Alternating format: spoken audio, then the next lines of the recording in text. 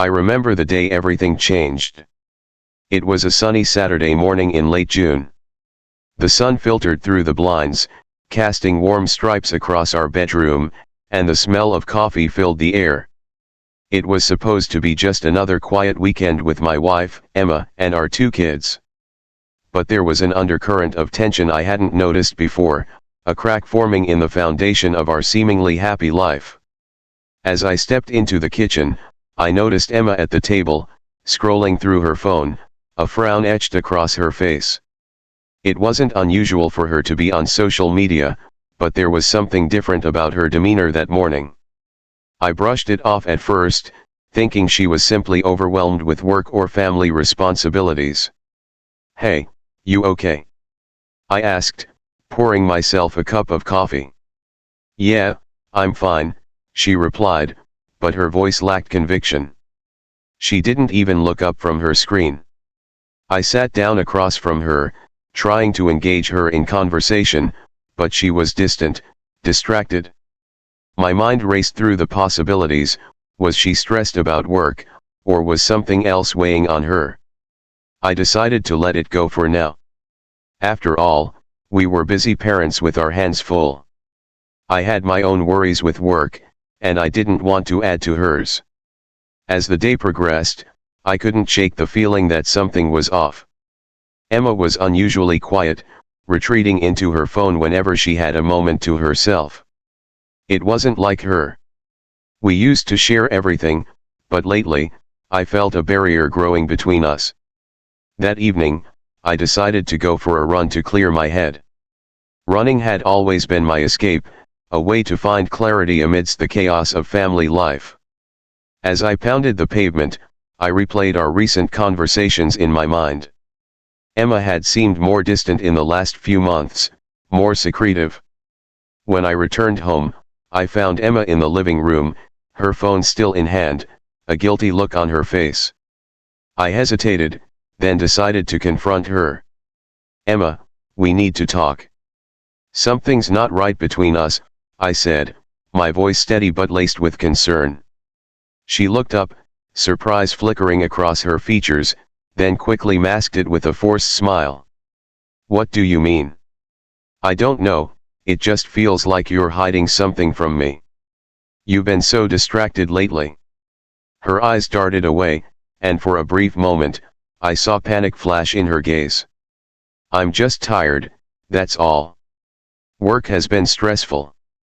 But I wasn't convinced. I had seen that look before, and it left a pit in my stomach. I chose not to push further that night, but as I lay in bed, my mind raced with possibilities. What if she was involved with someone else? The thought was unbearable, but as the days passed, I began to notice more signs that something was indeed wrong. A few days later, while looking for a charger in our bedroom, I stumbled upon a small notebook hidden in the back of her nightstand. I shouldn't have snooped, but curiosity got the best of me. As I opened it, my heart sank. It was filled with names, dates, and intimate notes about her life over the past year. Each entry was like a dagger to my heart, detailing her affair with a man I didn't even know. The world around me went silent. I felt the weight of betrayal crash down on me, leaving me breathless. My heart raced as I read the words written in her familiar handwriting, words filled with love and desire for someone who wasn't me. I closed the notebook and sat on the edge of the bed, trying to process what I had just discovered. The memories of our life together, the moments we shared, felt tainted. How could she do this to us? To me? I knew I had to confront her, but the thought of that conversation terrified me. How could I lay bare my heart when hers was already entwined with another? I spent the night wrestling with my thoughts, the betrayal weighing heavy on my chest, knowing that our lives were about to change forever. The next morning, I decided to confront her. The truth had to come out. I deserved to know why my wife had chosen to betray the vows we had made to each other. And so began the unraveling of everything I thought I knew about our marriage, leading to the painful realization that her affair had lasted longer than our union itself. Chapter 2, The Confrontation. The morning sun poured through the kitchen window, illuminating the remnants of breakfast, half-eaten toast and a half-drunk cup of coffee, both forgotten. I sat at the table, my stomach churning with anticipation and dread. My children were off at school, and this felt like my only opportunity to confront Emma without distractions. As she walked in, a brief smile flickered across her face. "Good morning," she chirped, but I saw the flicker of apprehension in her eyes as she noticed my serious expression. "Emma, can we talk?" I said, my voice steady, but my heart raced like a drum. Her smile faltered, and she nodded slowly, taking a seat opposite me. "Sure. What's on your mind?" I took a deep breath, gathering my courage. "I found your notebook last night." Her eyes widened in shock, and I could see her mentally scrambling for words. "Oh, you shouldn't have gone through my things," she stammered, her voice barely above a whisper. "I didn't mean to invade your privacy, but I had to know why you've been so distant. I can't pretend everything is okay anymore." "It's clear that it isn't," I replied, trying to keep my voice calm despite the tumult of emotions swirling inside me. "Please, just listen to me," she said, her voice trembling. "I can explain." "Explain what?" "Your affair? How long has it been going on, Emma?" "Because the notebook suggests this has been going on for a while." Tears welled up in her eyes as she opened her mouth to speak, but words failed her. I felt a rush of anger and hurt. I needed her to be honest with me, to own up to her actions. "Was it just a fling? Or did you fall in love with him?"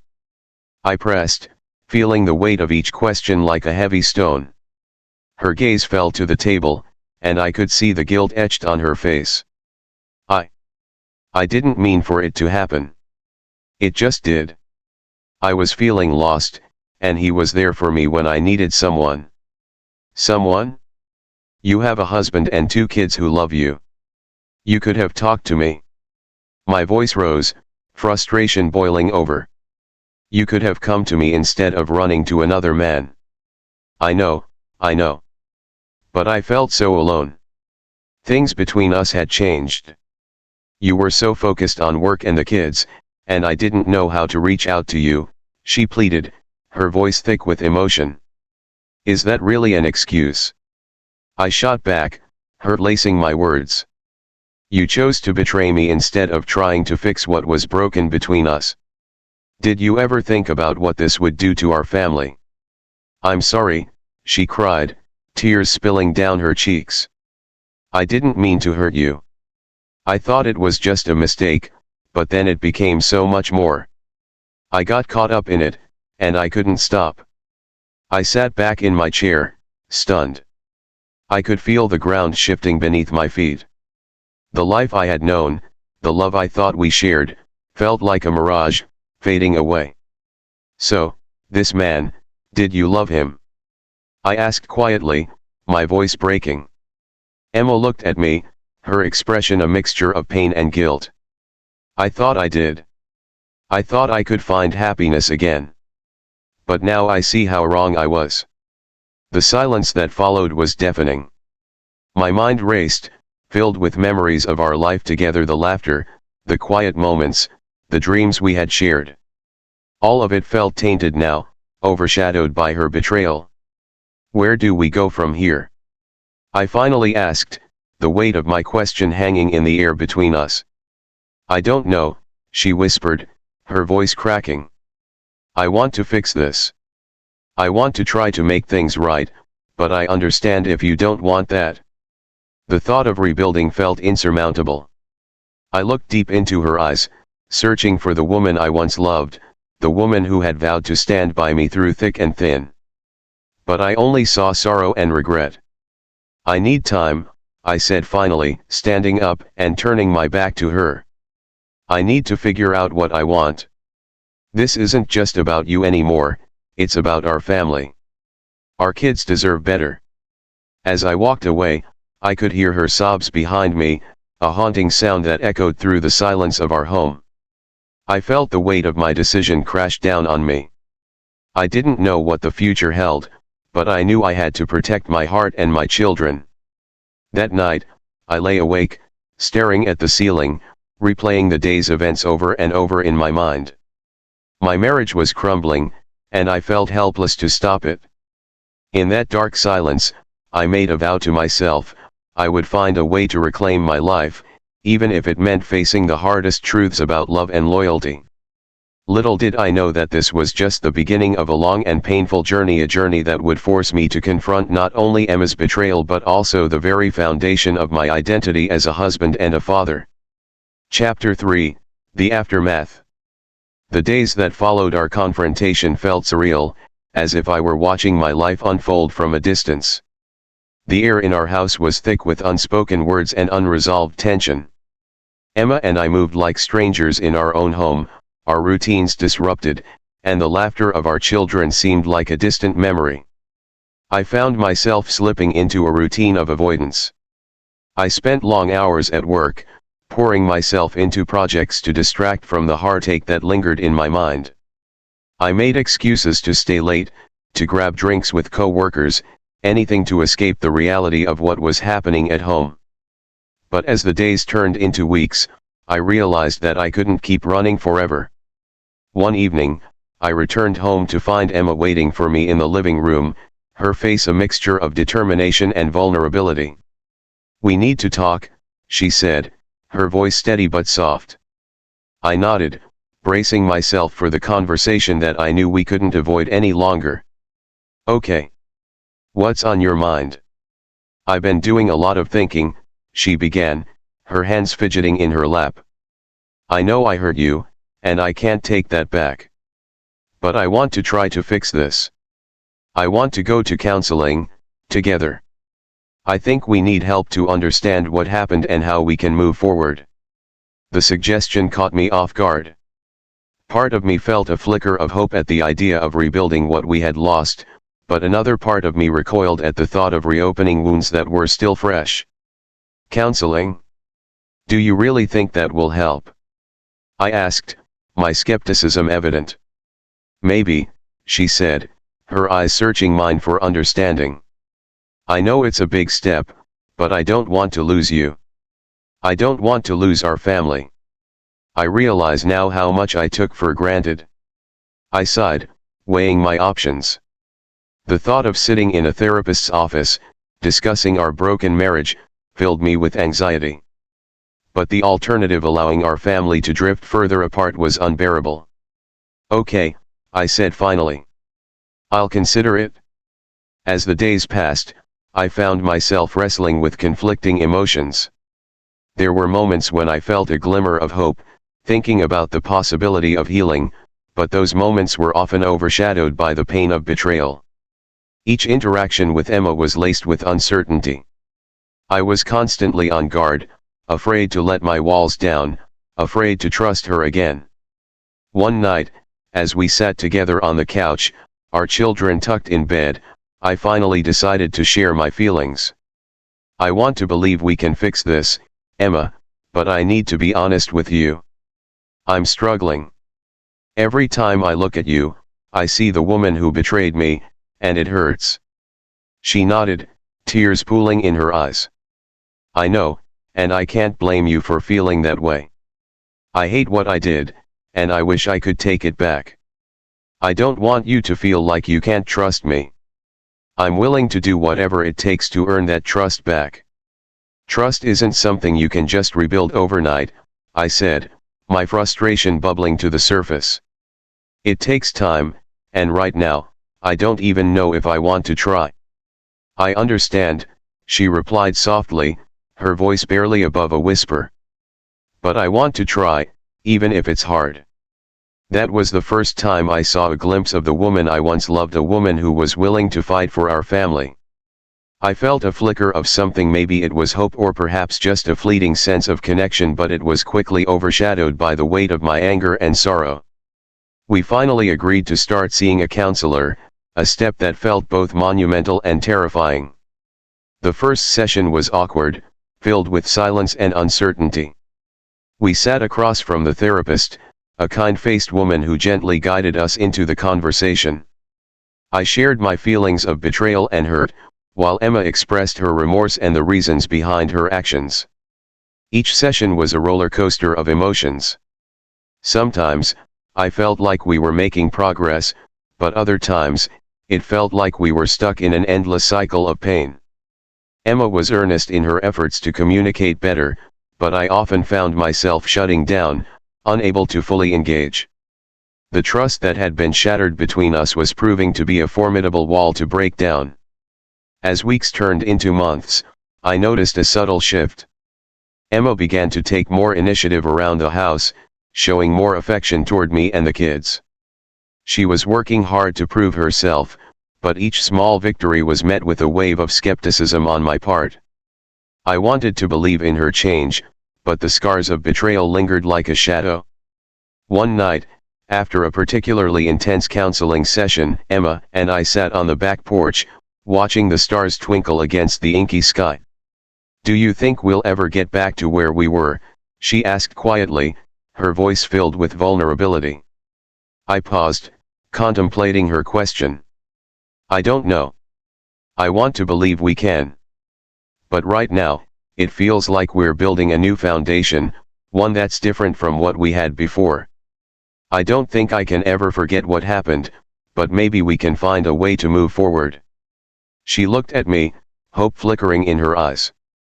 "That's all I want, to move forward together. I love you, and I want to be the wife you deserve." The words were like a balm to my heart, but they also filled me with trepidation. I knew that love alone wouldn't fix the damage that had been done. It would take time, effort, and, most importantly, trust. As I leaned back in my chair, I realized that this journey was going to be long and arduous. I would have to confront my own emotions, my anger, and my pain. But I also felt a flicker of hope, a fragile, delicate hope that perhaps, just perhaps, we could find our way back to each other again. Little did I know that the path ahead would be filled with even more challenges and revelations, forcing me to confront not only my feelings about Emma but also the deeper questions of love, forgiveness, and the true meaning of family. Chapter 4, The Turning Point. Weeks turned into months, and the counseling sessions became a regular part of our routine. Each week, we peeled back layers of our relationship, exposing raw wounds that had been hidden for far too long. I had moments of clarity and breakthroughs, but I also faced moments of overwhelming doubt. Could our marriage truly survive this betrayal, or were we merely prolonging the inevitable? As the weather began to warm, so did our interactions. Emma and I started to share small, meaningful moments, a lingering touch, a quiet laugh over a shared memory, a tender kiss before heading to bed. But just as quickly as those moments brought warmth, they were often followed by a cold reminder of the distance that still lay between us. One Thursday evening, we had just returned from a particularly intense therapy session. As I walked into the kitchen, I found Emma preparing dinner, her back turned to me as she chopped vegetables. The familiar sight filled me with a strange mix of comfort and tension. "Hey," I said softly, leaning against the counter. She turned, her face lighting up with a smile that made my heart skip a beat. "Hey. How was your day?" "Long," I replied, watching her as she moved around the kitchen. "Yours?" "Busy, but good. I was thinking we could try that new recipe for pasta I found online. I thought it might be fun to cook together." "Sounds great," I said, forcing a smile, but inside, I felt a tight knot of anxiety. Cooking together had once been a joyful activity for us, but now, it felt laden with expectations. As we began to work side by side in the kitchen, I couldn't shake the feeling that I was walking on eggshells. Emma was trying hard to reconnect, to bridge the gap between us, but I was still grappling with my own emotions. I could see her wanting to laugh and flirt, but every time I felt the warmth rising between us, a chill of doubt washed over me. Halfway through the meal prep, Emma turned to me, her expression earnest. "I really appreciate you trying, you know. I know this hasn't been easy for either of us, but I want you to know that I'm committed to making this work." I paused, my knife hovering over the cutting board. I want to believe you, Emma. But sometimes, it feels like I'm just going through the motions. I'm scared of getting hurt again. She set her knife down and stepped closer to me, searching my eyes. I get it. I'm scared too. But I promise I'll do everything I can to earn your trust back. I've been reflecting a lot on my choices, and I want to show you that I can be the partner you deserve. At that moment, I felt a flicker of something I hadn't felt in a while, an inkling of hope. Perhaps we could find a new normal together, one that acknowledged our past but didn't allow it to define our future. As we continued to cook, I found myself relaxing into the rhythm of the task. The sound of the knife chopping vegetables, the smell of garlic sizzling in olive oil, and Emma's laughter as she playfully tossed a piece of pasta at me created a sense of intimacy that I had longed for. When we finally sat down to eat, I noticed how she looked at me, her eyes bright, filled with a mixture of hope and apprehension. I'm really glad we're doing this, she said, lifting her glass for a toast. To new beginnings. I clinked my glass against hers, a smile breaking through my guarded exterior. To new beginnings. That night, as we cleaned up the kitchen together, I felt lighter than I had in months. Maybe we were on the right path. But as the evening wore on and the weight of the day settled in, I knew that we still had a long way to go. The following week brought a new challenge. During one of our counseling sessions, our therapist introduced the idea of a trust-building exercise. I felt a knot tighten in my stomach. The thought of opening up more, exposing my vulnerabilities, was daunting. Trust is built through consistent actions and open communication, our therapist explained. I want you both to set small goals for the week that encourage you to connect without the shadows of betrayal weighing down your interactions. It could be something simple, like sharing a positive memory from your past or trying a new activity together. Emma's eyes lit up at the idea. How about a weekend getaway? Just the two of us? We could go to that cabin we used to love. I felt a surge of apprehension. A getaway? That seems intense. I know it's a big step, but we need to get out of our daily routine. It could be a chance to reconnect in a different environment, she said, her voice laced with enthusiasm. After some discussion, I reluctantly agreed. We planned the trip for the following weekend, and as the days ticked down, my anxiety built. What if being in that cabin brought everything crashing down? What if the memories were too much to bear? Finally, the day arrived. As we loaded the car with bags and supplies, I felt a wave of nostalgia wash over me. It had been years since we had gone away, just the two of us. The excitement of the trip mixed with the anxiety of facing unresolved feelings made for a tumultuous cocktail of emotions. The drive was filled with a mix of conversation and silence, both comfortable and uneasy. As we pulled up to the cabin, surrounded by towering pines and the tranquil sound of a nearby creek, I felt a sense of calm settle over me. This was our escape, a chance to step away from our troubles and reconnect with each other.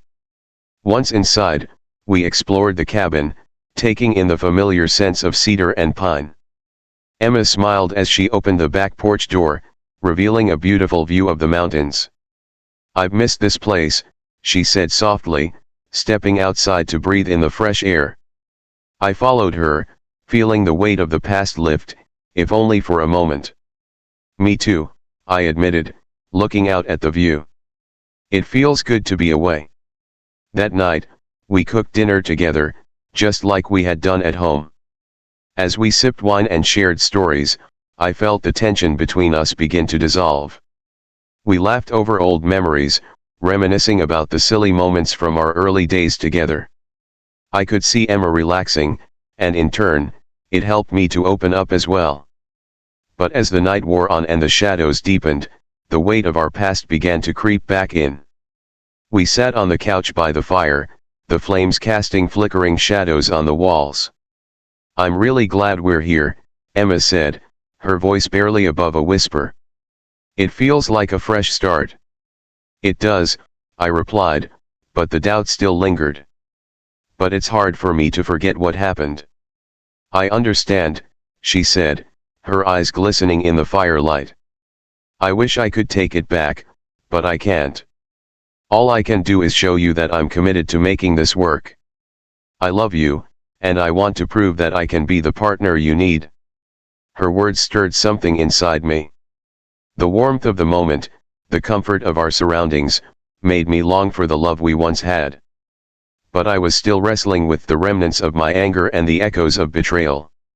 Maybe we can find a way to rebuild, I said slowly, feeling my heart crack open just a bit.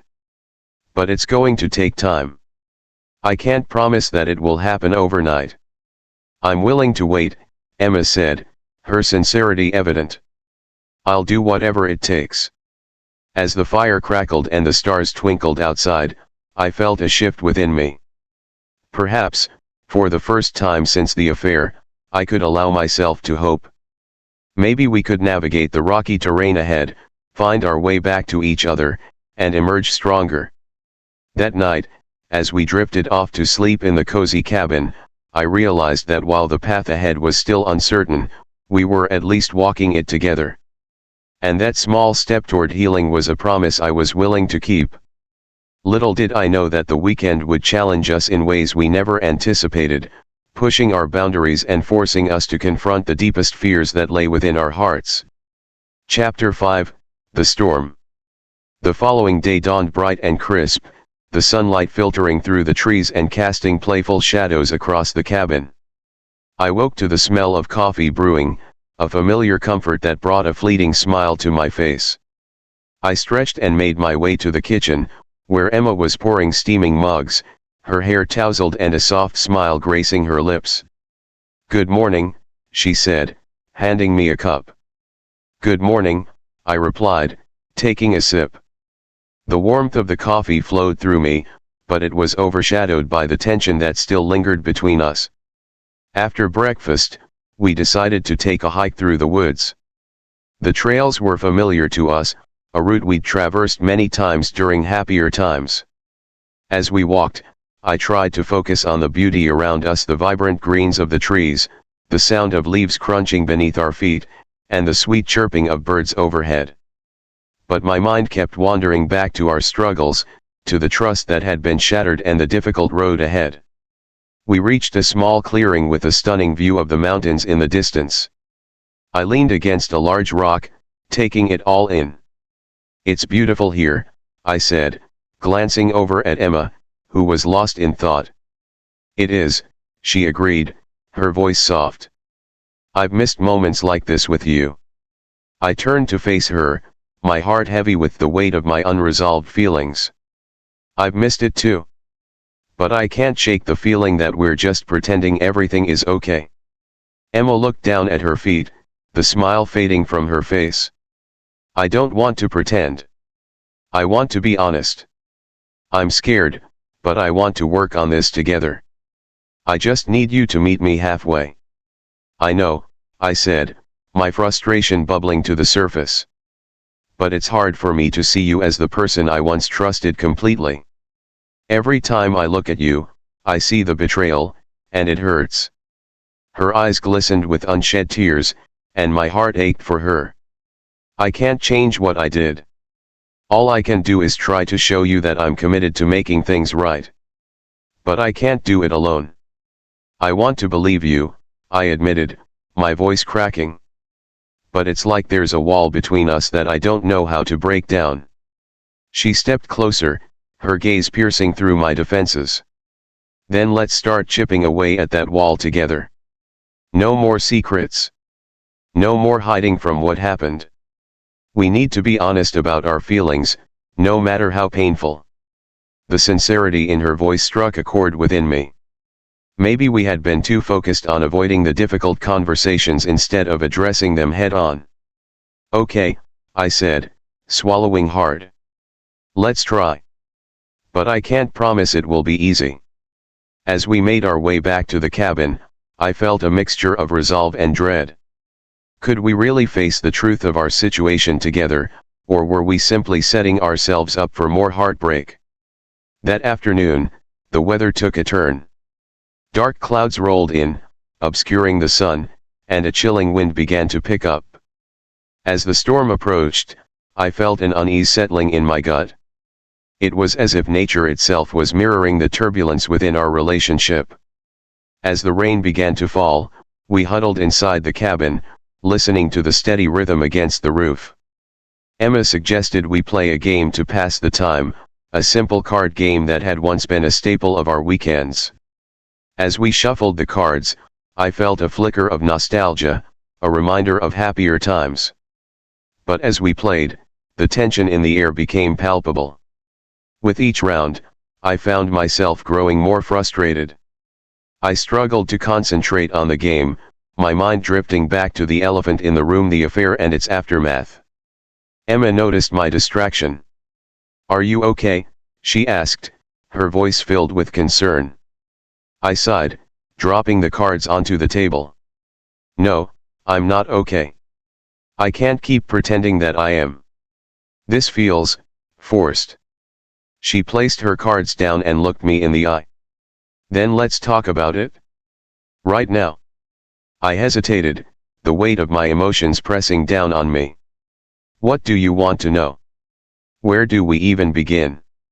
"Start with how you feel. I want to understand what's going on in your head, in your heart," she urged, her eyes filled with determination. Taking a deep breath, I finally let my guard down. "I feel angry and betrayed. I feel like I don't know who you are anymore. I want to trust you, but every time I think we're making progress, I'm reminded of what you did." Tears welled up in her eyes, and she nodded slowly. "I'm so sorry for what I put you through. I can't express how much I regret my choices. But I'm here now, and I want to fight for us. Please, let me show you that I'm committed to healing." The storm outside intensified, the wind howling and the rain pelting against the windows. I felt the chaos of nature echoing my inner turmoil. "I want to believe you," I said, my voice barely above a whisper. "But it's going to take time for me to process everything." "I understand," she said, her voice trembling. "But I need you to promise that we'll face this together. No more running away or avoiding the hard conversations." I nodded, feeling the weight of her words. "Okay. I promise." We spent the rest of the evening talking, the storm outside raging as we peeled back layers of our feelings. I shared my fears about the future, my worries about our children, and how their well-being weighed heavily on my mind. Emma listened intently, her expression shifting from concern to empathy. As the night wore on and the storm finally began to subside, I felt a shift within myself. The honest conversation had broken through some of the barriers I had built around my heart. While the path ahead still felt uncertain, I realized that we were no longer just two people trapped in the aftermath of an affair, we were a couple willing to confront the storm together. As I lay in bed that night, listening to the rain softening to a gentle patter, I felt a glimmer of hope. Perhaps we could navigate through the chaos, emerge stronger, and build a new foundation for our relationship. But I also understood that this was just one step in a long journey of healing. Little did I know that the days that followed would test our resolve even further, challenging the very essence of our commitment to one another. Chapter 6, The Test. The next morning, the sun rose bright and clear, casting a warm glow across the cabin. The storm had passed, leaving behind a fresh, invigorating scent that filled the air. I woke up with a sense of renewal, the conversations of the previous night still fresh in my mind. Maybe we were on the verge of something new, something better. We spent the morning cleaning up the remnants of the storm, taking turns sweeping the porch and tidying up the cabin. The atmosphere felt lighter, almost as if we were purging not just the clutter from our surroundings but the emotional weight we had been carrying. After breakfast, we decided to go for another hike, our spirits buoyed by the sunny weather. The trails were now glistening with dew, and the world felt alive. As we walked side by side, I couldn't help but notice how natural it felt. There was a familiarity in our movements, a comfort in the way our shoulders brushed against each other. "Do you think we can make it through this?" I asked, my voice tentative but hopeful. "I really believe we can," Emma replied, her eyes sparkling with conviction. "But it's going to take effort from both of us. We can't ignore the hard stuff anymore." "Agreed," I said, a smile creeping onto my face. "It feels good to be out here with you, just talking and being us." As we reached the summit of the trail, the view opened up before us, a breathtaking expanse of mountains and valleys, the world spread out like a canvas. We stood in silence, taking it all in. "This is incredible," Emma said, her voice a whisper as she took a deep breath. "It reminds me of how beautiful life can be." I nodded, feeling a rush of emotion. "Yeah, it really does." But just as I felt the warmth of connection between us, my phone buzzed in my pocket. I pulled it out to check the notification, and my heart dropped when I saw it was a message from one of my close friends, Mark. The message was brief but jarring. "Hey man, just heard some stuff. Hope you're okay. Call me." I frowned, confusion clouding my mind. What could he possibly have to share? My gut instinct was to brush it off, but a knot of anxiety twisted in my stomach. Emma noticed my sudden shift in mood. "What is it?" she asked, concern etched on her face. "It's Mark. He said he heard some stuff," I replied, my voice tight. "About what?" "I don't know. I haven't called him yet." Her expression shifted to one of worry. "Do you think it's about us?" "I'm not sure," I said, my mind racing. "But I can't shake the feeling that it's not good." After a moment of contemplation, I made the decision to call Mark. I stepped a few paces away from Emma to give myself some space, the anticipation of his words weighing heavily on me. "Hey, Mark," I said when he answered. "Hey, man. I didn't want to alarm you, but I heard something about Emma." "I thought you should know," he said, his voice low. My heart raced. "What did you hear?" "I heard that she was seen with someone from work. It didn't seem innocent, you know? They were getting close at a party or something." My stomach dropped as his words sank in. "What? Who?" "I'm not sure of the details, just that it raised some eyebrows." "I thought you should be aware." I felt the ground beneath me shift, and for a moment, I couldn't speak. "Thanks for telling me," I managed, forcing the words out. "Are you okay?" Mark asked, his voice filled with concern. "I don't know. I need to process this. Take care of yourself, man.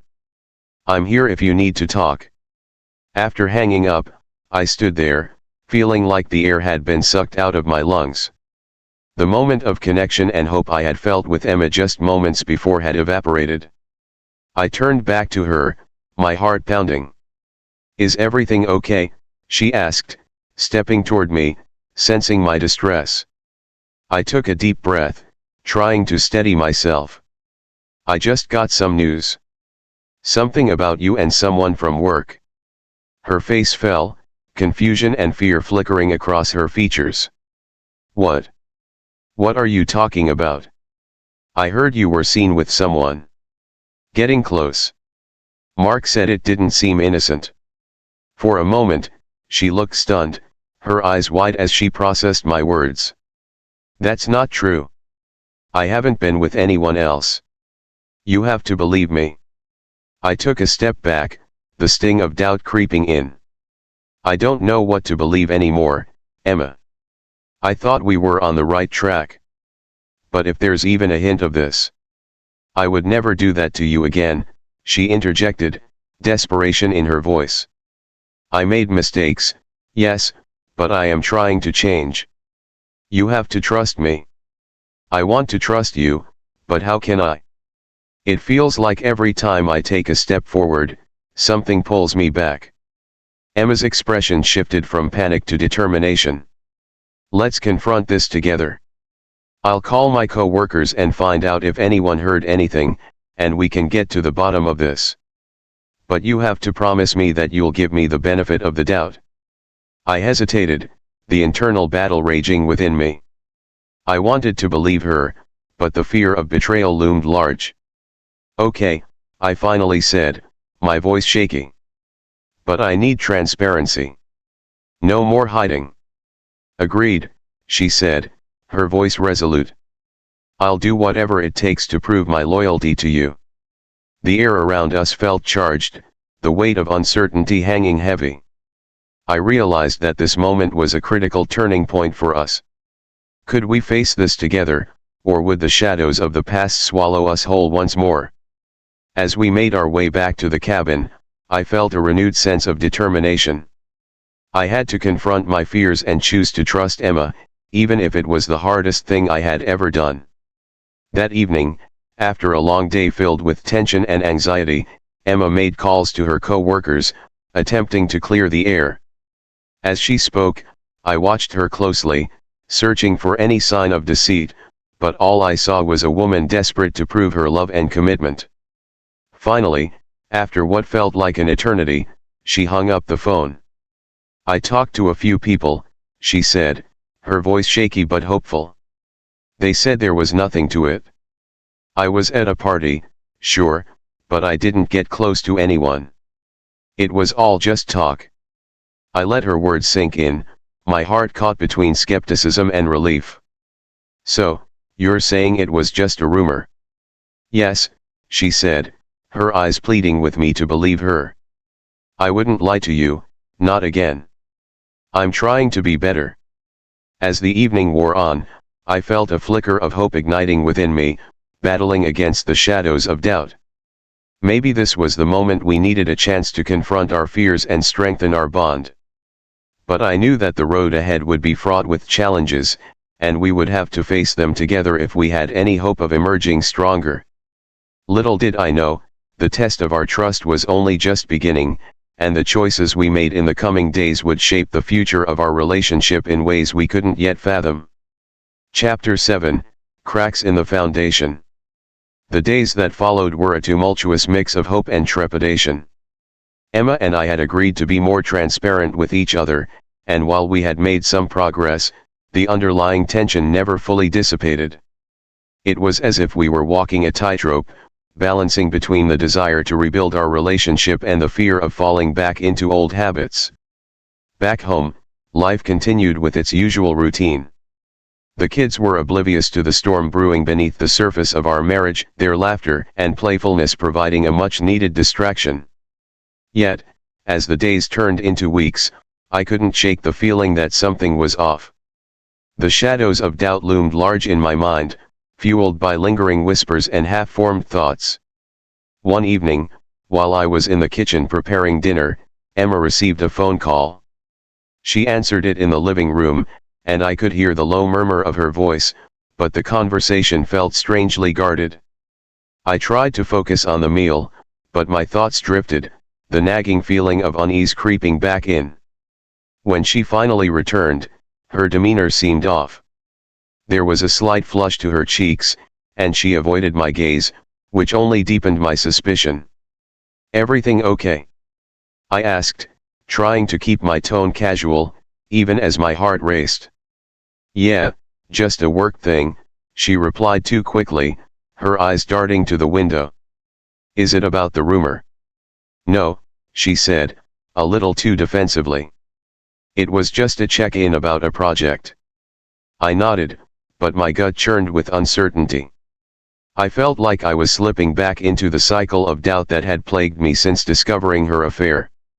Was she hiding something from me again? Or was I merely overreacting to the insecurities that had taken root in my heart? That night, after the kids had gone to bed, we settled down on the couch to watch a movie, but I found it hard to concentrate. Emma curled up beside me, her head resting on my shoulder, but I felt a distance between us. I wanted to enjoy this moment, to bask in the warmth of our connection, but the weight of suspicion hung over me like a dark cloud. "Are you okay?" Emma asked, noticing my distraction. Yeah, just thinking, I said, forcing a smile. About what? She probed, her brow furrowed with concern. Just, everything. I feel like there are things we still need to work through, I admitted, feeling vulnerable. She sighed, pulling away slightly to look me in the eyes. I agree. But I want you to know that I'm trying my best. I really want to move forward, but I can't do it if you're constantly doubting me. I'm trying, Emma. But it's hard when I feel like you're not being completely open, I said, the frustration creeping into my voice. That phone call earlier. It was work. Why can't you just trust me? She interrupted, her voice rising slightly. I felt a pang in my chest at her words. I want to trust you, but every time I think we're on the right track, I feel like something else comes up. It's exhausting. Believe me, I'm exhausted too. I don't want to keep revisiting the past, but it feels like it's always there, lurking in the background, she said, her voice softer now, tinged with sadness. We fell into a tense silence, the flickering light of the television casting shadows across the room. I felt my heart race as I processed her words. Could I really move past what had happened? Or were we simply delaying the inevitable? The following morning, I decided to confront my doubts head-on. I took a deep breath and approached Emma while she was folding laundry in the living room. Can we talk? I asked, my tone serious. Sure, she replied, looking up from her task with a hint of apprehension. I need to know if there's anything else going on. I feel like there's more to the story, and I don't want to keep second-guessing everything, I said, my voice steady but gentle. Emma's expression shifted, and she hesitated before responding. I promise you, I'm not hiding anything. I've learned my lesson. But if there's something specific you're worried about, let's talk about it. I hesitated, choosing my words carefully. It's just that. I saw you texting someone the other day, and you didn't tell me about it. It feels like you're keeping secrets again. Her eyes widened in surprise. That wasn't anything. It was a group chat with my co-workers. I didn't think to mention it because it didn't seem important. But it is important, I replied, frustration bubbling to the surface. When trust has been broken, everything feels significant. I need you to be completely open with me, or I can't move forward. Emma sighed, her shoulders slumping. I understand. I'll try harder to keep you in the loop.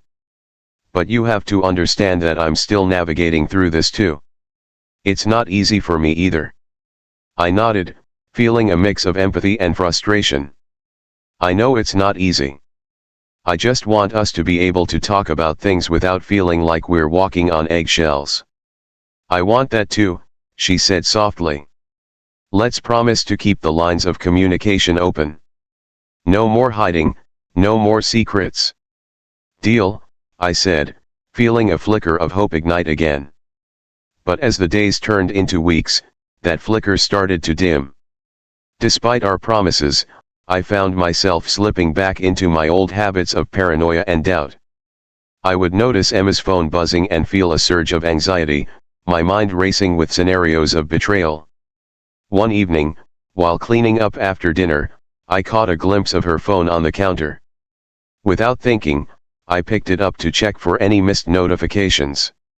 My heart pounded in my chest as I unlocked it, but I quickly regretted it when I saw a series of texts from a contact labeled work friend. I felt a wave of panic wash over me as I read the messages, filled with inside jokes and personal comments. There was nothing explicitly incriminating, but my mind raced with possibilities. Emma walked into the room just as I was putting the phone down, and the guilt washed over me. "What are you doing?" she asked, her eyes narrowing as she noticed the tension in my posture. I hesitated, weighing my options. I saw your phone and thought I should check something." "Why would you do that?" she snapped, her voice sharp. "I thought we agreed to be open. This feels like a huge breach of trust." I know, but I'm just trying to make sense of things. I replied, the frustration boiling over. I can't help but feel like you're hiding something from me again. Emma's expression hardened. You can't just invade my privacy like that. If you can't trust me, how are we supposed to move forward? The hurt in her voice cut deep, and I felt the weight of my actions crashing down on me. I'm sorry, I said, my voice quiet. I just can't shake the fear that it could happen again. She stepped back, tears brimming in her eyes. I can't keep doing this. It feels like we're back to square one, and I don't know how to make you believe in me again. My heart ached at her words, and I felt the chasm between us widen. I don't want to go back to that place, I said, my voice cracking. But I don't know how to trust you when it feels like every corner I turn, there's something else lurking. Silence enveloped us, heavy and suffocating. In that moment, I realized that our journey to heal was fraught with challenges, and we were both battling our own demons. But if we couldn't find a way to meet in the middle, we risked losing everything we had fought so hard to rebuild. With a heavy heart, I knew it was time to dig deeper into our issues. The trust that once bound us was now a fragile thread, and I needed to confront my fears while helping Emma navigate her own. But would we be strong enough to withstand the coming storms, or were we destined to fall apart once again?